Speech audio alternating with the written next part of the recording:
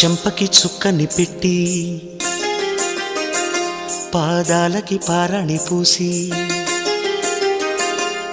చేతికి గాజులు వేసి కస్తూరి నుదుట దిద్ది ముత్యానికి ముస్తాబే చేసి మా హృదయాలను బోయిలుగా మలచిన ఈ పల్లకిలో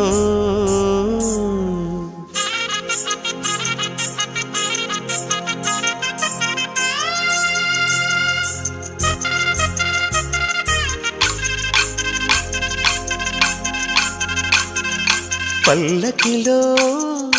పల్లకిలో పెళ్లి కూతురు రాణిలా ఉంది, మహారాణిలా ఉంది.